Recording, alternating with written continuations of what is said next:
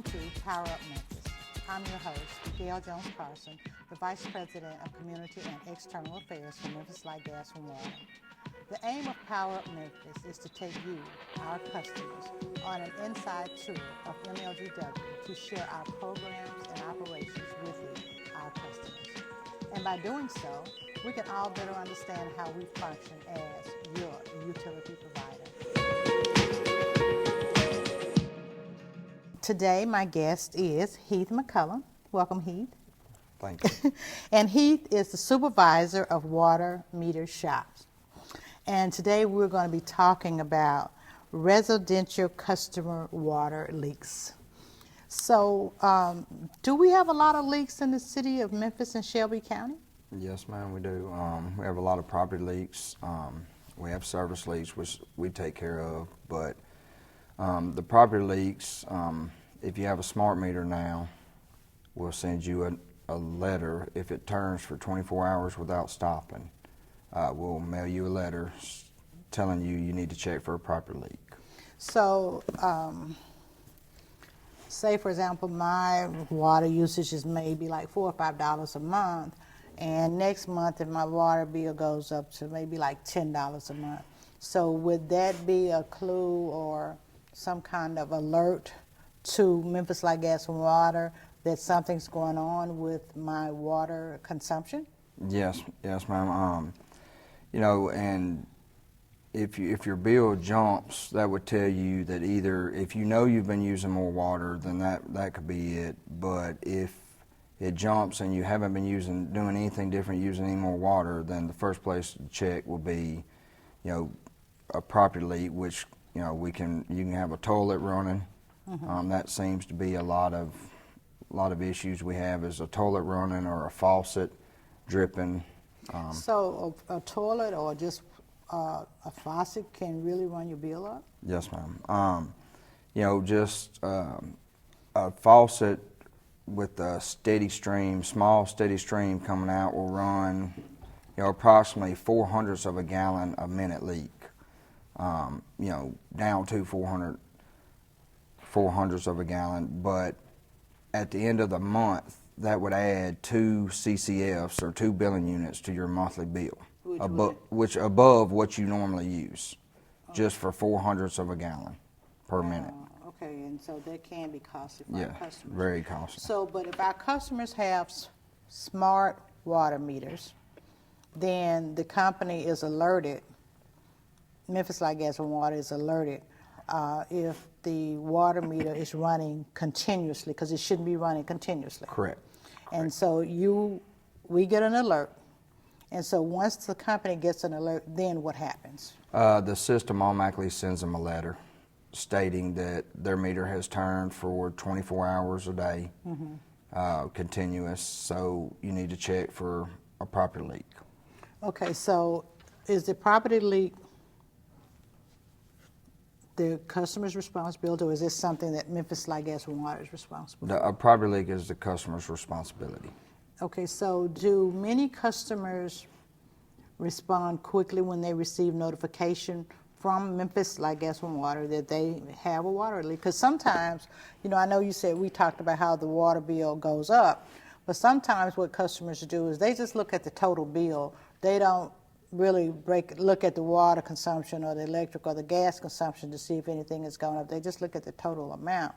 So do we get good responses when we notify customers that they have a possible water leak?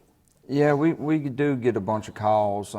We get a bunch of calls off the letters. Mm-hmm. You know, I received this letter in the mail, mm-hmm. and you know, we will send someone out if they request it to check it and make sure that, and you know, try to assist them. You know, we don't go in the house to find the leaks. Okay. But we do assist on telling them how much the leak is, how bad the leak is. You know, if you don't see water in the yard, you know, if we do see water puddling in the yard, we'll point it out to them. Okay, but so when we go out, we just try to identify kind of if the water leak is inside the home. Yeah, I mean, not all the times will you be able to tell. You won't see water in the yard, but if you do, you know, but we tell them it's on their side and then refer them to a plumber, they need to hire a plumber to come out and check for a leak or check themselves. Okay, so if a customer asks us to come out and just to assist them in possibly locating where their leak is, and we don't go in the home, do we charge customers for that service? No, we do not charge them to come out and check for a leak. Okay. We have a lot of customers call in just because their water bill went up. And if they don't have a smart meter, we'll go out and check for a leak. Okay, so all the water customers that we have in Shelby County now, do they all have smart meters now? So No. Smart water They meters? do not. We're not complete yet. The plan is to be completed by the end of 2020 with everybody with smart meters. Okay, that have not opted out. Yeah, the customers who have not opted out, they will have smart water meters by the end of 2020. Correct. Okay, so do you know how many customers we have, water customers we have? 200 and something thousand. Okay. They're 240, 250, I think, somewhere right around in there. Okay, so many years ago, maybe like in the late 70s or early 80s, my water bill was extremely high. I mean, it was just like a few $100s. I was, and I didn't know why my bill was so high. So Memphis Light Gas and Water came out and they checked to see where the leak was, and there was water in the yard. But what had happened was I used to have a tree in my yard, and the roots of the tree broke the pipe underground, which of course I had that tree cut down quickly and the roots killed. So, but Memphis Light Gas and Water did work with me on an adjustment. They didn't cover everything. So when the pipe is broken and it's outside the home, how is that handled at Memphis Light Gas and Water? The customer will get a plumber to make repairs. Underground? Underground. So Memphis Light Gas and Water not on their property. We do okay. not want. So anything that's on the customer's property is the customer's responsibility. Right. Anything from the meter to the home is the customer's responsibility. Okay. So, and but once they do that, they can call in and report that they had a leak, and there's a leak adjustment process. I don't know all the details on it because I don't deal with the leak adjustments, but there is a leak adjustment process. Well, I do know that. Yeah, I mean, this was many years ago, but I do know that a lot of times when customers have very high water bills due to some leaks, that Memphis Light Gas and Water doesn't charge them the entire amount. I don't know if there's a formula or whatever, but we do work with our customers. Yes, we do. On an adjustment. There is an adjustment process. That is correct. Okay, so that's one way of having a major leak is trees bursting your pipe. Yes. That's one. So what are some of the other common water leaks that customers have? One of the frozen pipes, this time of year in the winter months, on conventional houses are common. I suggest leaving your water dripping. Okay. In the winter months when it's going to be, below freezing, real cold at night, leave the cold water dripping. Well, when you say dripping, because Heath, I have, I generally leave my water running. I've never had a problem with frozen pipes. Well, I've had problems with frozen pipe and my water wouldn't run, but they've never broke. I've never had a problem with my pipes breaking, of course, except in 2018. They finally broke after 100 years. Well, you've been lucky. Yeah, exactly. But one of the things I found is when you say dripping, you can't just be drip, drip, drip, drip. It has to be almost running pretty much. I mean, because that's what happened. Mine, I didn't have it running, dripping enough, and it froze. Right. I mean, when I say drip, I mean it's a steady drip to a small stream, just to keep some water moving. But if it's not very, very cold for too many days. That shouldn't increase Yeah, the customer's bill too much, right? Right. I mean, it's not going to be very much, you know, and you don't need to do it all day. Just, you know, if it's going to get down into the teens at night, I have an older house and I leave it running when it's getting down into the teens, low 20s, high teens, or lower. You know, I leave mine running. So a lot of times we will recommend that customers wrap those pipes. Does that really help? It does. It does help. So if you wrap your pipes and they're wrapped really well, do they need to do the drip? I still do. Mine are wrapped, and I still do, because the price for running a little bit of water overnight is a lot cheaper than hiring a plumber to Which is what I had to do. replace pipes up under your house. Yes. Okay, so what about the dripping faucets and the shower heads?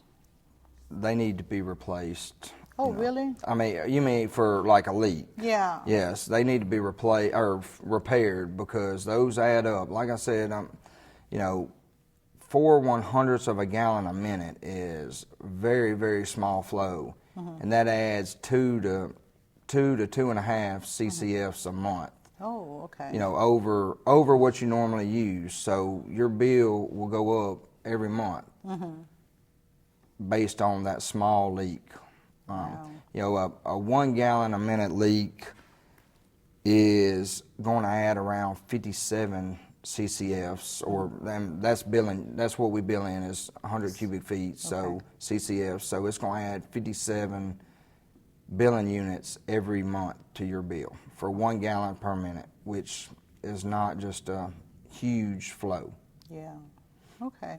So what about the cracks in the water lines running from Memphis Like Gas and Water meter box to the customer's home? That's the customer's responsibility. That's the customer's responsibility. Anything from the meter box itself, inside the meter box where it connects to the property pipe, what we call the property pipe, that's the homeowner's responsibility. Okay, so Heath, as we close, what are some tips that you would like to give our customers regarding water and leaks at their homes?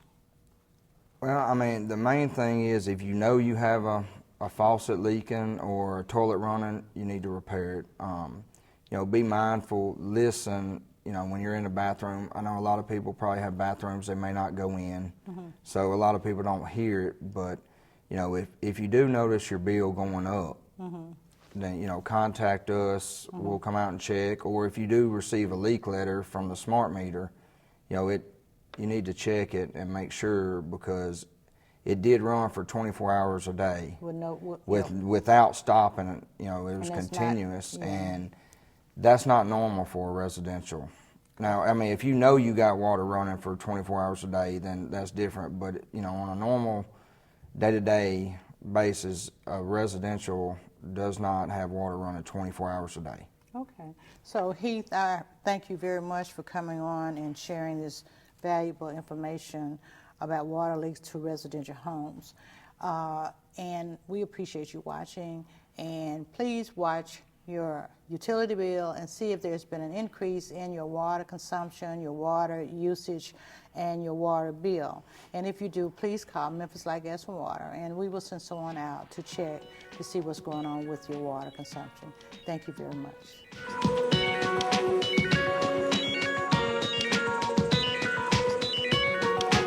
Share the Pennies needs your change to make a change. You can help ease the burden of a neighbor in need of home weatherization repairs. Your small change is all it takes to make a big difference. You may choose to opt out anytime, but for less than $12 a year, why would you? I'm in. I'm in. We're in! For more info, visit our website or call 544-6549. All you have to do is care. At MLG&W, we're working hard to make your life simpler. With our new prepay option, you have the flexibility to choose when you pay your bill. Pay a little each week or once a month. You're in control. And with Prepay's simple-to-use interface, you can initiate payments, set balance alerts, and track your balance and usage in real time. Plus, with Prepay, there are no late fees, deposits, or reconnection fees. Avoid any end-of-month surprises with MLG&W's Prepay system. Come into a location and sign up today.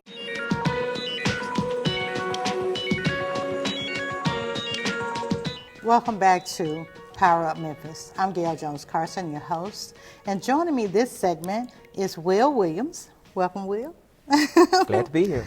Okay, so Wil is the lead energy technician in the Energy Services Department. That's correct. Okay, and so today we're going to be talking about winter weatherization, tips for our customers, things that they can do to conserve energy and ultimately reduce their energy consumption and their utility costs. Correct. So, okay, so it's pretty cold. We've had a number of cold days now. So what are some of the recommendations that you have for our customers that low cost, no cost, Right. that would help them reduce their energy consumption? Okay. There's 5 free things that they can do now. Free? Free, because we're into that winter month. Okay. Number one, you can kind of lower the thermostat Okay, and dress appropriately for the weather. okay. So back to the thermostat. What about the programmable thermostats? The programmable thermostats, they actually work if you address the program. Most people are not savvy enough to want to deal with. They're not really user-friendly in a sense, but programmable thermostats, if you set the temperatures there, it will do what you tell it to do. So if you set it for, like I set mine in the morning, the heat to come on around 5 in the morning, Comes on. and then I have it set to go off about 8, 7:30 or 8, Right, and then it comes back on in the evening when I get home. right. So that's how I have mine set, and it's set a little bit different for the weekends because I'm home possibly a little bit more. So well, I guess it is kind of a challenge with all those different settings. Right. Long as you get one that you will program the way you want it to operate, and you are mindful of it, it works perfectly. But most people, they're not user friendly to some people. So are We'll they say that. affordable? They're very affordable. You can get a programmable thermostat for under $100. And it could save you quite a bit of money if Save you quite a program bit it. if you use the program you set it on. Okay, so that's one free. The second one is we know the drafty area. Well, the free part is just the thermostat period, not the programmable piece. No, is setting the temperature on the thermostat. Setting the temperature. You're lowering that temperature on that thermostat when that weather change, and dressing appropriately, because you can't dress like it's summer or hot weather when it's 20 degrees outside. Well, I've gone to some folks' house, especially young people, and it's really cold outside, and they are dressed inside as if they're going to the beach, and the thermostat is like almost 90 degrees. Right, and we know that when the consumption up, the price follows when the consumption is up. So what do we recommend? What does Memphis Light Gas and Water recommend the thermostat be set at during winter months? We follow the guidelines set under the Department of Energy. That's 68 degrees in the wintertime. Lowering it to 68 degrees. It can be drastic to some people, but whatever you normally set it on, start training yourself by dropping 1 degree, To get down to 68. To get down to 68 degrees. Okay, so if the guidelines from the Department of Energy say 68 degrees, for every degree above 68 that a customer sets their thermostat on, how much is that costing our That's customer? 4 to 6% More than per degree. at 68 degrees. So if it's 68, if you're going up to 75, you're going to go up 4 to 6% per degree. Per degree. Yeah. So that increases your bill possibly significantly. Yes, it does. Okay, so lower your temperature on your thermostat and dress appropriately for that temperature. Correct. So that's something that's controllable and Right. You can do that yourself, correct? Yeah, and you don't have to get a programmable thermostat for To do that. that. That won't cost you anything. So what's the second free? The second one is address drafty areas of your home, windows and doors. If you know you have a drafty door where you're getting a lot of air infiltration coming in, seal it. Weather stripping, curtains for windows. Most people will drape a sheet or a blanket over that drafty area. At the bottom of the door, they will add a threshold or put a sweep. Some people roll a tile up and put it on. And those are things that they already have at their home and they don't have to go out and purchase and spend money for. Correct. And those things, if you do those things, what you're doing is keeping the heat that's produced by your unit in the house longer, and it will cut the run time for your unit. You don't have it running all the time. Okay, so, all right, so that's a low cost, no cost Right. suggestion that customers can do themselves that's affordable. Right. And the third thing would be keep exterior doors closed. Most people, some of the older people like to have their door open and the storm door as their exterior door. Close your exterior door. Don't allow it open. I know it's a Because safety you can issue. I can feel You the can cold air feel on the that cold glass air. door. Yes, you can. So they will leave. It actually adds a barrier, an extra barrier to The your wooden exterior door. door. Correct. But they'll open the exterior door and then they'll let the security door be their door, and you allow your heat and your energy to escape that way. Okay. So, and even with windows, put drapery. You know, if you're not going to put drapery up, put something besides just the blinds up there to kind of assist the unit when it's producing heat and air to stay inside and not escape out of those cracks that you have around your windows or your doors. Oh, okay. And that doesn't cost anything. It doesn't cost anything. Number 4 would be adjusting the temperature on your water heater. Most people like their water extremely hot. Well, you have a gas water heater or electric water heater, those are 2 energy using things. So turning the temperature down to a recommended temperature of 120 degrees will lower the consumption on that water heater. So Because you're using electricity or gas to make that work. To make that water hot. And so the higher the temperature is, the more electricity or gas they that will you're be gonna using, use. which increases the consumption, which increases your bill. Exactly. And if you have a home, the last thing would be a fireplace. If you have a home that has a fireplace, if you're using the fireplace, turn the temperature down on your unit, because a fireplace is going to allow will allow the heat that's produced by your central heating and air unit to be drawn out of the house, and it just raises your consumption. And in the end, it's going to cost you more. So if it's not in use, close the door off. If it has a door or if it has a damper, close it off, because what happens when you run your central heat and central air, it pulls that heat out of the house and it sends it through the chimney, which causes your unit to run longer. Oh, To okay. have longer run time. So, and those are 5 things that it won't cost you anything. They're free. And that you can control and you can do yourself. You can do yourself at your home. Oh, okay. So how important is it to change your filters out regularly on your heating units? The filter, And does that impact your energy usage and cost? correct. The filter is probably the most important piece of a central heat and central air unit. When it's clogged up, it causes the unit to run a lot longer and to run harder. What occurs is And when it runs harder, there's using more It energy, uses which more increases energy. your energy consumption and cost. and it runs a lot longer. A central heat and central air unit is rated to run maybe 14 hours a day max. But if your Oh, unit really? is running 24 hours, there's a problem. There's bad duct, or there's a problem with the house being just airy. You know, it So it should not be running It shouldn't run more than 14 hours a day. a day. Okay, all right, okay. And so Memphis Light, Gas, and Water, during certain times of the year, we will send staff out to turn the pilot light on. Correct. And certain times we don't charge. And seniors, we don't charge at all. After seniors 62 or I think 60 years old, we don't charge them at any time to turn the pilot lights on. And I think in September through a certain date, we don't charge other customers.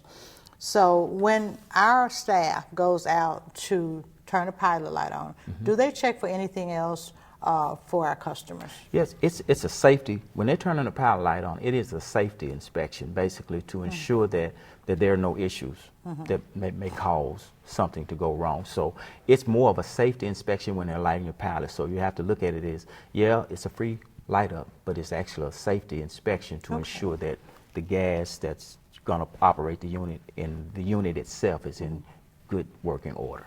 Okay, so as a kid and still today, I've seen many seniors use their ovens to heat their homes. Is that costly, and is it safe? It's very unsafe, and yes, it's costly. So that's something that's not recommended, and I understand that people get in situations where the temperature dictates something, but that's a very unsafe situation. Is it because their heating, their electric or gas system isn't working well, so they resort to their That's correct. their stove? That's correct. Okay. So, but it increases energy consumption, which ultimately increases energy costs. Correct. And then it's not safe. And it's not safe. Okay, so also many people use heaters, standalone heaters. Okay. Is that costly? A space heater is there to heat a space. What we've encountered is people using 5 or 6 spaces in a house to try to heat a house during the winter. Very unsafe. Electrical fires always seem to occur, and a space heater is there to heat the space, but it must be attended to all the time. You don't put a space heater in a room and leave. Okay, Yeah. but what about the space heaters now that have supposed to be tip-proof? Well, that's still tip-proof, but the cord most people are using the wrong cords if they're gonna plug it into an extension cord, and that the electricity generates heat. So depending on the cord with the insulation on that particular cord, it tends to melt. If it runs too long, it melts, and whatever combustibles that it's near, it could possibly set a fire. So space heaters are, and I'm going to continue to say space heaters are there to heat a space, Not a house. Okay. So, Will, I want to thank you very much for being on the show and sharing this information with our viewers. But as we leave, could you give our viewers, what recommendations would you give them to just conserve? Well, my recommendation would be you're the expert at your house. You know where there are issues. Address them.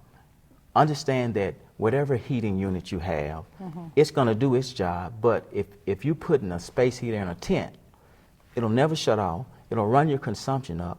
It's going to be unsafe, and it's going to cost you. So address the issues at your home.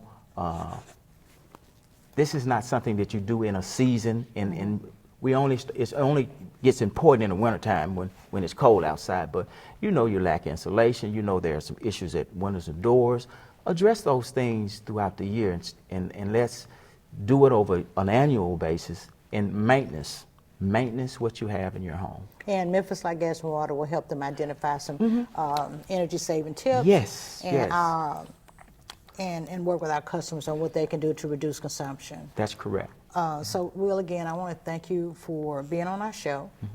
And for our customers who are watching, you can go to mlgw.com and get some additional, more detailed information on energy conservation, which when you reduce your energy consumption, hopefully that should reduce your energy bill.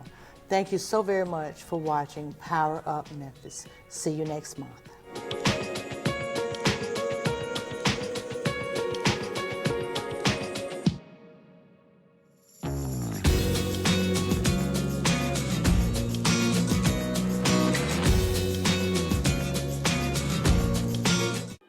You're watching the Library Channel, a broadcast service of the Memphis Public Libraries and the City of Memphis.